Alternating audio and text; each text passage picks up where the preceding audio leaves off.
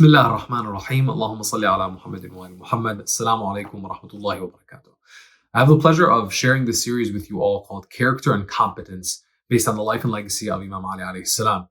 When we examine the life of Imam Ali alayhi salam, we look at this individual as not only the cousin, son-in-law, the first Imam, the successor of Prophet Muhammad sallallahu alaihi wasallam. We're seeing an individual who manifested what it meant to be the complete human being. In business, we often refer to the need for character, both character and competence, when it comes to having like the ideal team members, building teams and recruiting for our companies, our businesses, our organizations.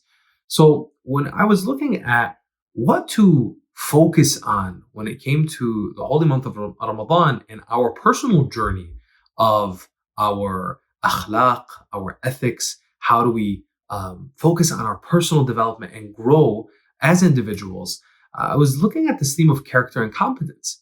And I couldn't help but want to focus on the life and legacy of Imam Ali alayhi salam. So I'm bringing this all together to share some inspiration, share some insights into the Imam's life and legacy as it relates to character and competence and how you and I can grow our character and competence. We'll start from the very beginning with Imam Ali's birth.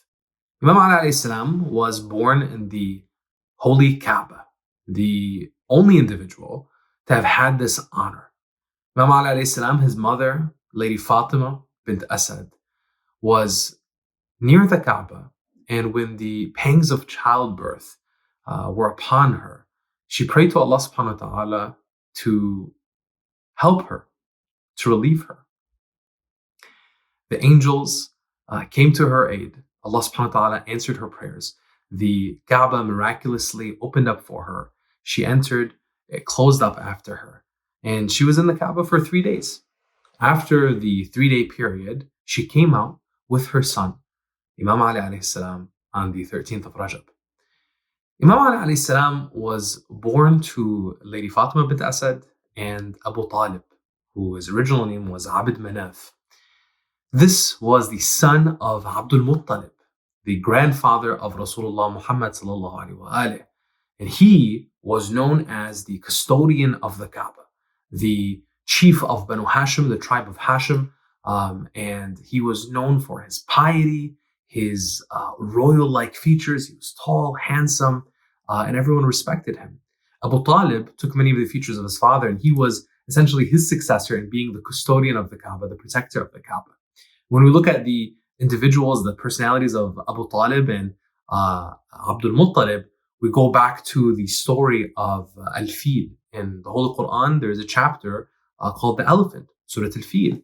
And this is a short story talking to the historical event when the army of Abraha had gone to attack the Kaaba. And when they were going to attack the Kaaba, all the people of Mecca, the Meccans, had fled for the hills. But there was one man that remained.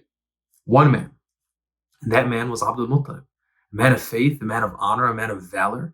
And when he stayed in front of the Kaaba and the army of Abraha, having thousands of soldiers, thousands of cavalry, and these tank-like elephants, he stood before them unfazed. They told him, "What do you think you're going to do? We're a whole army here." He said, "This house has a Lord that will protect it." So he was standing in front of the house, standing in front of the Kaaba, and they were looking at him like, "What are you going to do? You can't do anything. Look at us, look at you." And he said, "This house has a Lord that will protect it." And he whispered a prayer to Allah subhanahu wa ta'ala, saying, "Ya Allah, this is your house, these are your people, protect us." And then there is the miraculous feat of the birds that had dropped small like pebbles or small pebbles onto these tank-like elephants and basically destroyed the entire army of Abraha. Now, why did this even happen to begin with? When we're looking at the story of Abraha, Abraha had built a cathedral in what is today Yemen, and they wanted this to be basically the biggest pilgrimage site in the world. And the Kaaba was essentially a competing pilgrimage site for them. And the Arabs were not going to basically leave the Kaaba and go down to this cathedral in Yemen so long as the Kaaba stood. So he wanted to destroy the Kaaba so that he basically could monopolize the market of pilgrimage.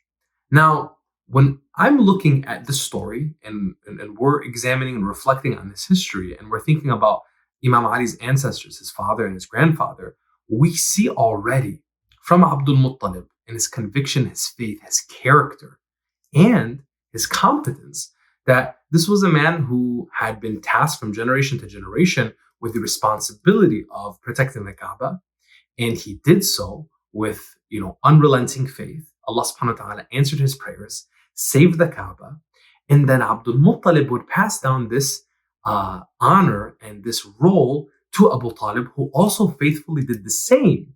And we see this in his role, Prophet Muhammad sallallahu alaihi wasallam, who Abu Talib was essentially his protector. So he protected the Kaaba, he protected the Prophet, and so long as he was alive, it was known that nobody would cross Muhammad sallallahu alaihi wasallam because of Abu Talib, because of his character, because of his honor, his nobility.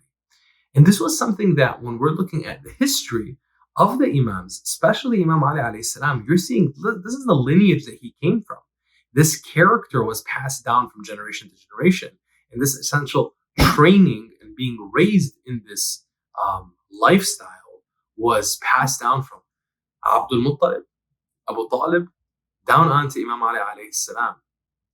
Last thing I'll leave you with just in this short part is when we go back to the Kaaba and the miraculous birth of the Imam in the Kaaba, it is narrated that Imam Ali alayhi salam, the first person that he looked at, first person that he opened his eyes to, was none other than his brother cousin, the Prophet Muhammad sallallahu alaihi wasallam. And when we read the history and we look at the narrations and we see this exchange between Prophet Muhammad sallallahu alaihi wasallam and Imam Ali alayhi salam, who the Prophet was at that time 30 years old, Imam Ali alayhi salam being the youngest of his siblings from his father Abu Talib, we see this instant brotherhood, this instant connection that the Prophet essentially had fallen in love with his cousin and had held him, smiled.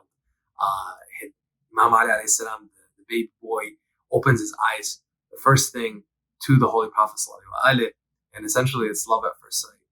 And it's just a beautiful story to remember and share that the Imam's very start was this connection, not just from his lineage of his father, his grandfather, but onto his cousin, his brother, who he would become the successor of the Prophet Muhammad sallallahu alaihi wasallam.